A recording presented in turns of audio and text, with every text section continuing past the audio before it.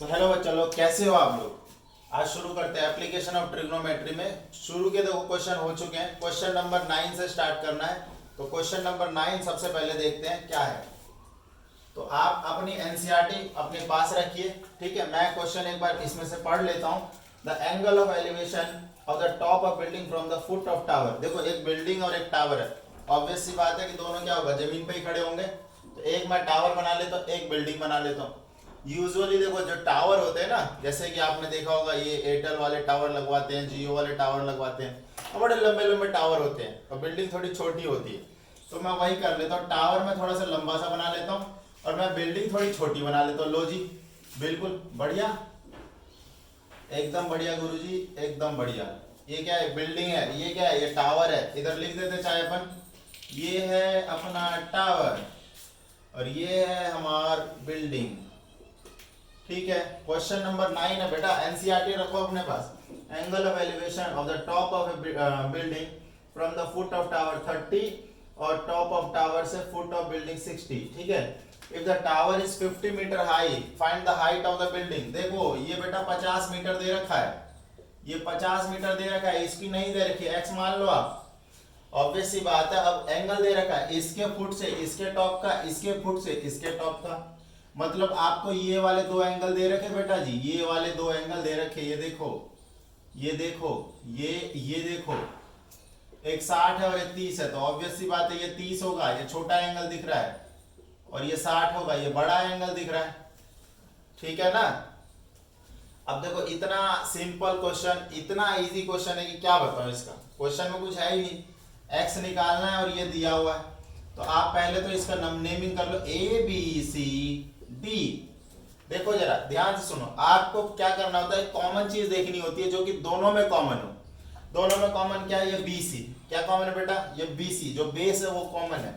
तो अगर हम in triangle A B C बात करें, in triangle A B C क्या हो जाएगा, ए बी सी में अगर आप tan 60 लगा दो, tan थीटा क्या होता है, परपेंडिकुलर अपॉन में बेस। tan थीटा क्या होता है, परपेंडिकुलर अपॉन में बेस। तो बेटा जी tan 60 डिग्री क्या हो जाएगा, ए बी अपॉन में B C, A B upon में बी सी। मैं एक बार चेक कर लेता हूँ दिख रहा है कि नहीं दिख रहा है। हाँ जी, पूरा दिख रहा है। tan 60 की वैल्यू आपको पता होगा, वैल्यू होती है √3। कितनी होती है, √3। tan 60 की वैल्यू कितनी होती है, √3। अब देखो जरा, ए बी कितना दिया हुआ है आपको, 50 दिया हुआ है आपको। ये कितना दिया हुआ, 50। बी सी आपको निकालना है। तो यहां से देखो मेरे पास एक expression B C is equal to क्या आ रहा है, बी सी यहाँ करो, √3 नीचे करो, बी सी यहाँ करो, √3 नीचे करो। ये क्या आ गया, 50 अपॉन √3। बेटा जी इसको इक्वेशन नंबर आप 1 दे देंगे, बोलो हाँ। इक्वेशन नंबर इसको 1 दे देंगे। अब जरा देखो ये वाला जो छोटा वाला ट्रायंगल है ना, ये देखो, ये देखो, देखो कौन सा triangle, in triangle D C B या फिर D B C, in triangle D B C, in triangle D B C. यहां पर भी आप लगा देंगे वही tan 30 डिग्री। tan 30 डिग्री बेटा जी क्या हो जाएगा, ये देखो अपर पेंडिकुलर, इसके सामने वाला सी डी है, इसके सामने वाला क्या है, सी डी है। तो ये सी डी और नीचे में क्या है, बी सी, नीचे में क्या है, बी सी। देखो जी tan 30 डिग्री कितना होता है, 1/√3। tan 30 कितना होता है, 1/√3। ये हो गया हमारा 1/√3। और सी डी कितना है, सी डी तो बेटा जी x जो कि आपको फाइंड आउट करनी है। और ये नीचे में बेटा जी बी सी हो गया, क्रॉस मल्टीप्लाई करेंगे, B C is equal to क्या हो जाएगा, √3x। ये आपको 2 नंबर मान लो। अब एक चीज देखेंगे, ये भी बी सी है, ये भी बी सी है। मतलब देखो दोनों का LHS बराबर है, तो ऑब्वियस सी बात है RHS बराबर होगा। If LHS equal then RHS must be equal. तो फ्रॉम 1 and 2, फ्रॉम 1 and 2 बेटा जी क्या करेंगे, 50 अपॉन √3, 50 अपॉन √3 बराबर √3x। देखो इसको क्रॉस मल्टीप्लाई करो, 50 इज इक्वल टू ये √3 इंटू 3, √3 कितना हो जाएगा, 3 हो जाएगा। उसके बाद क्या हो जाएगा, 3 जो है डिवाइड में कर लो इसके, तो 50 अपॉन में 3 meter is equal to x। Therefore answer क्या आ गया आपका, जो बिल्डिंग है वो बिल्डिंग आपकी 50 अपॉन 3 मीटर की है। 50 अपॉन कितना है, 3 मीटर। तो ये क्वेश्चन आपका सॉल्व हो गया, इसका आंसर आ गया 50 अपॉन में 3 मीटर, ठीक है। अब नेक्स्ट क्वेश्चन की ओर बढ़ते हैं। नेक्स्ट क्वेश्चन की ओर बढ़ेंगे बेटा। बिल्कुल एनसीईआरटी रखो अपने पास ताकि क्वेश्चन में दिक्कत ना आए। 10वां क्वेश्चन देखो क्या है। 10वां क्वेश्चन करेंगे अब हम बिल्कुल बेहतरीन तरीके से। Two poles of equal height are standing opposite to each other on the either side of the road which is 80 meter wide. From a point between them on the road, the angle of elevation of the top of the pole 60 and 30 and the height of the pole distance of the देखो दो पोल है तो जमीन पे ही खड़े होंगे ना दोनों पोल। लो जी जमीन बना दी। ये क्या है बेटा, ये सरफेस है। नीचे में हमेशा मैं सरफेस बनाता हूँ, नीचे में ही है क्योंकि दो पोल खड़े करने, एक ये खड़ा कर दिया और एक पोल ये खड़ा कर दिया। एक बार मैं देख लेता हूँ आप लोगों को न दिख रहा है कि नहीं। हाँ ठीक है, ओके ठीक है। तो ये पोल कुछ h मीटर के बेटा जी इक्वल हाइट के है, h मीटर के। फिर क्या कहता है कि इन दोनों पोल के बीच में एक पॉइंट ले ले।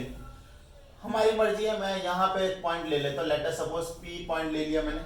अच्छा ये A है, ये B है, ये फॉर एग्जांपल C है और ये D है। यहाँ पे पॉइंट ले लिया। तो ये वैसे AC जो है ना वो 80 है। कितना ये बेटा जी 80 मीटर का है। तो अगर मैं इसको x मान लूं कि ये जो AP है, हाँ AP को अगर मैं x मीटर मान लूं तो आप ही बताओ कि ये कितना हो जाएगा। मान लो अगर ये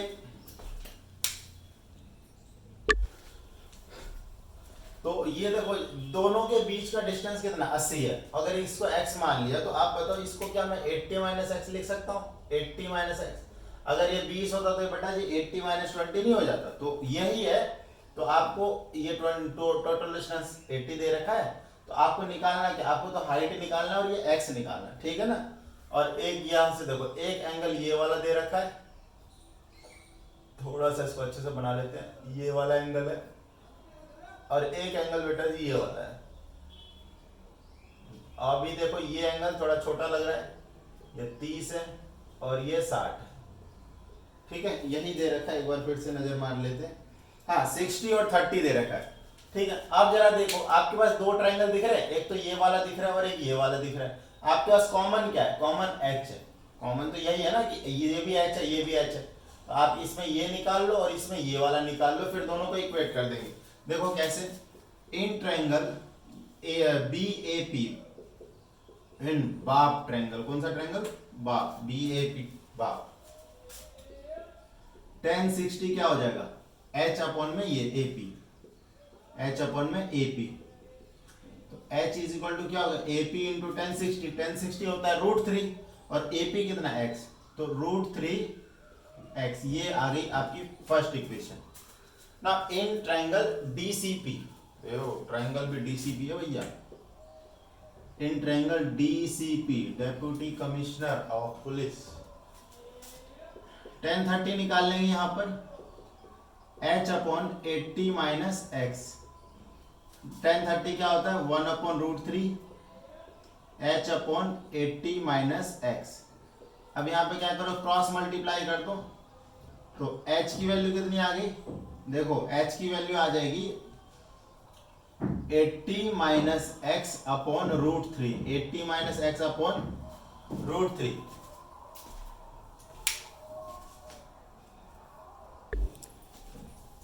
दो इक्वेशन आ गई h की। ये देखो राइट साइड इक्वल, तो इन दोनों का लेफ्ट साइड इक्वल है तो राइट साइड भी इक्वल होगा। सिंपली लिखेंगे फ्रॉम 1 and 2, फ्रॉम 1 and 2।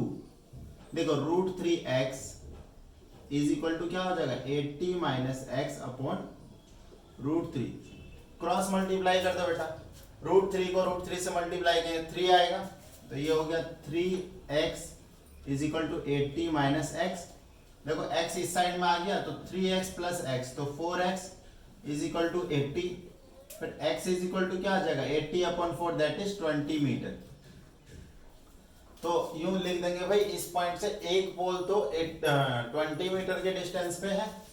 एक पोल कितने पे है 20 मीटर की डिस्टेंस पे, और दूसरा जो कितना है 80 माइनस 20 मतलब 60 मीटर की डिस्टेंस पे। इसको आंसर में मेंशन कर देंगे ना। h put x is equal to 20 in equation 1, in equation 1। तो h की वैल्यू कितनी आ गई देखो 20 √3, 20√3 मीटर।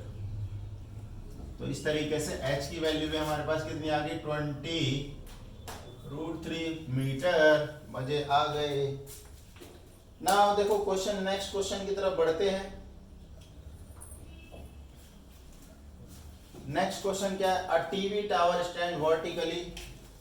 देखो इसका ना आपको डायग्राम दिया हुआ है, अगर बुक में देखोगे तो डायग्राम दिया हुआ है, तो ज्यादा सोचना नहीं है। जब इमेज दे देते हैं ना तो क्वेश्चन और आसान हो जाता है, इमेज नहीं होता है तो क्वेश्चन थोड़ा सा डिफिकल्ट होता है।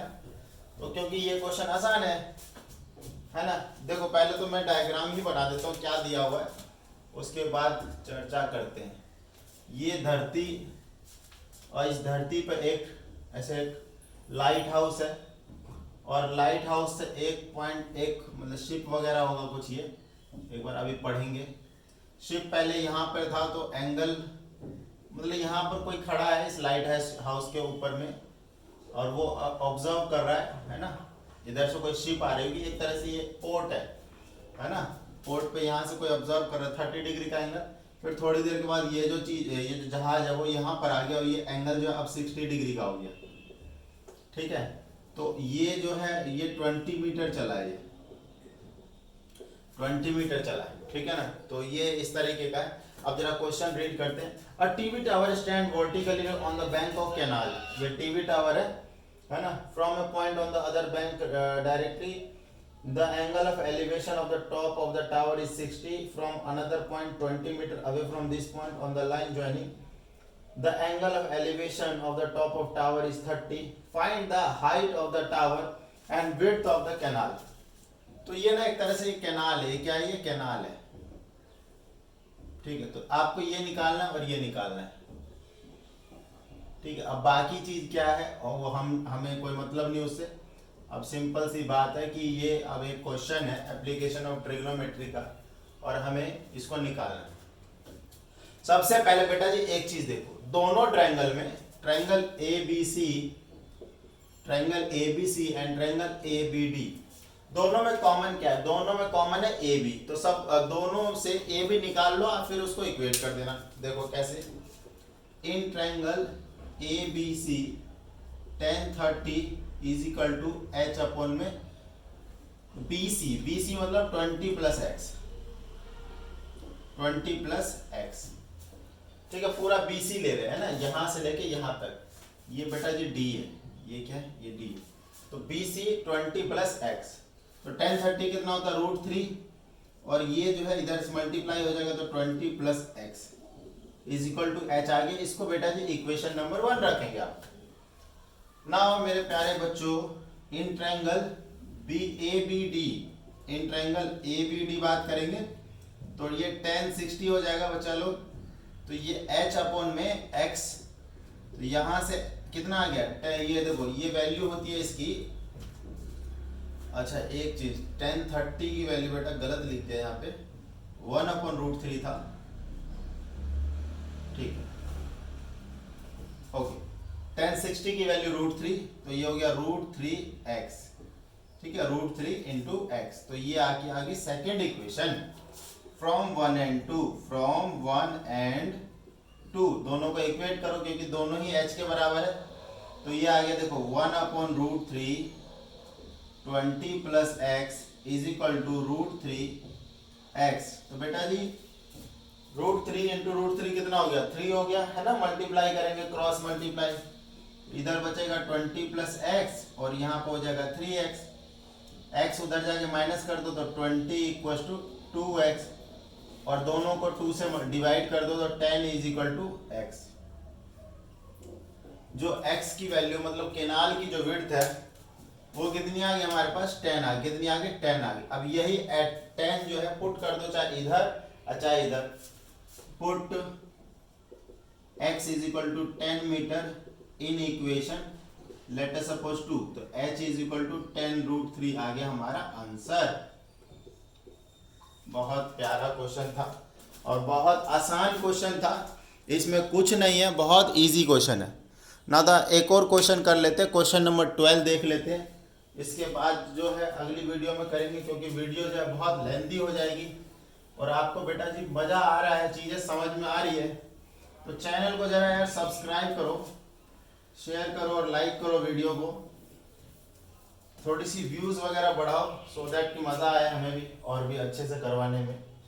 और जो भी चैप्टर की वीडियो चाहिए वो कमेंट वमेंट में लिख दो, जो भी टॉपिक पे वीडियो चाहिए, 9, 10, 11, 12 किसी भी क्लास में, math science. Now next question, question number 12 पे आ गए ना। क्वेश्चन नंबर 12 पे चलो जी, सबसे पहले एनसीईआरटी में से आप क्वेश्चन पढ़ेंगे। देखो, from the top of 7 meter high building the angle of elevation top of cable tower. अब देखो वही मैंने जैसे कि क्वेश्चन नंबर लास्ट में बताया था, टावर है और बिल्डिंग है, टावर है बिल्डिंग है। तो टावर तो हमेशा बड़ी होती है, बिल्डिंग छोटी होती है, आपने देखा भी होगा अपने आसपास, घर के आसपास में टावर बड़े होते हैं जिसमें वो नेटवर्क वाले नहीं, जियो के लगे हुए हैं, रिलायंस के लगे, एयरटेल के लगे हुए हैं, तो वो बिल्डिंग छोटी होती है और जो टावर जो है वो बड़ी होती है। ठीक है, अब जैसे बिल्डिंग यहाँ पर 7 मीटर की बिल्डिंग है, इस क्वेश्चन में कितने मीटर, 7 मीटर की बिल्डिंग है। Angle of elevation of the top of cable tower is 60 degree and the angle of depression of its foot is 45 degree. Determine the height of tower, मतलब tower की height बतानी। तो क्या है कि ना इस पर्टिकुलर पॉइंट से, है ना, इस पर्टिकुलर पॉइंट से एक बार फिर से एंगल, हाँ, from the top of it, ठीक है, यहां से बेटा जी दो एंगल दे रखा है, एक तो इसके टॉप का एंगल ऑफ एलिवेशन और इसके बॉटम का एंगल ऑफ डिप्रेशन। मतलब देखो ये दो चीजें दे रखी, एक ये दे रखा है और एक ये दे रखा है, ये। ठीक है, तो एंगल की बात करेंगे तो डिप्रेशन वाला 45 है और जो है एलिवेशन वाला 60 है। तो ये एंगल जो वो 45 है। ठीक है, ये एंगल कितना है 45, ये एंगल नहीं है 45। देखो एक्चुअली सबसे पहले आपको एक लाइन ड्रॉ करना पड़ेगा, हॉरिजॉन्टल लाइन जो कि पैरेलल होता है सरफेस के। तो ये देखो हमने ड्रॉ कर दिया, ठीक है, ये लाइन हमने ड्रॉ कर दी। ये लाइन जो बेटा जी क्या है कि ये जो आपकी सरफेस वाली लाइन है ना, जैसे ये हो गया ए बी, तो सरफेस वाली लाइन के पैरेलल होगा ये डीई लाइन, है ना। तो अब जरा देखो जो एंगल जो दिया हुआ है ना, उसने बोला एक एलिवेशन और डिप्रेशन है। तो एलिवेशन तो बेटा जी ये वाला एंगल दे दिया उसने और डिप्रेशन ये वाला एंगल है। अब ये वाला एंगल बराबर ये वाला एंगल होता है। तो आपके पास दो ट्रायंगल बनते हुए दिख रहे हैं यहाँ पर, है ना, दो ट्रायंगल बनते हुए दिख रहे हैं। एक तो ये है ना, ये वाला ट्रायंगल बनता हुआ दिख रहा है, ये 90 डिग्री का एंगल होगा ये वाला, और एक ये वाला ट्रायंगल बनता हुआ दिख रहा है, ये 7 है, तो बेटा जी ये भी 7 ही होगा। ठीक है, ओके ना। अब देखते हैं कि कैसे निकाल सकते हैं हम वैल्यू को। पहले ये देखो क्या इन दोनों ट्रायंगल में कुछ कॉमन है। हाँ जी, दोनों ट्रायंगल में देखो एक चीज कॉमन है, ये ए बी, मतलब देखो ए बी और ई डी क्या बराबर ही है ना। यहां से ए बी निकाल लो और यहां से अगर तुम ई डी निकाल ले तो चीज तो एक ही है। तो इन ट्रायंगल देखो ये ए डी बी या फिर A B D, A D B 1045 degree is equal to 7 upon में ये ए बी हो जाएगा। तो A B is equal to कितना हो गया बेटा जी 7 ही हो जाएगा, क्योंकि 1045 1 होता है। ए बी इक्वल टू कितना हो गया 7 meter. A B equal to कितना हो गया 7 मीटर। तो सिंस या फिर एज ये डी ई बराबर ए बी, देयरफॉर जो डी ई है वो भी कितना हो गया हमारे पास 7 मीटर, वो भी कितना हो गया। तो ये देखो 7 मीटर हो गया। अब देख बेटा ये हमारे पास है ही, ये निकल जाएगा तो टावर की पूरी हाइट आ जाएगी। तो ऊपर वाला ट्रायंगल देख, in triangle C E D, इसमें देख 1060 लगाओ आप, तो 1060 ये परपेंडिकुलर ये बेस, तो सी ई बराबर अपॉन ये 7 हो जाएगा और 1060 होता है √3। तो जो CE हो गया वो हो गया 7 √3 ना। CE कितना हो गया 7 √3। देयरफॉर जो हाइट ऑफ टावर हो जाएगा, height of tower is equal to, देखो ए प्लस में सी, ए प्लस सी। अब देखो ए तो 7 है, ए क्या है 7, ये 7 है तो ये भी 7 है क्योंकि ये लाइन पैरेलल है, और सी है 7√3, 7 कॉमन ले लो, √3 + 1 मीटर आपकी हाइट ऑफ टावर हो जाएगी। ये आपका आंसर हो गया। तो यार क्वेश्चन नंबर 12 तक हो गया। इसके बाद के क्वेश्चन जो है नेक्स्ट वीडियो में देखेंगे, और फिर हमारे ये वाला चैप्टर खत्म हो जाएगा, फिर कोई और नया चैप्टर लेंगे। ठीक है, प्लीज चैनल को सब्सक्राइब करो, वीडियो को लाइक करो। तो इतना ही करते हैं, नेक्स्ट वीडियो में देखेंगे नेक्स्ट। Thank you.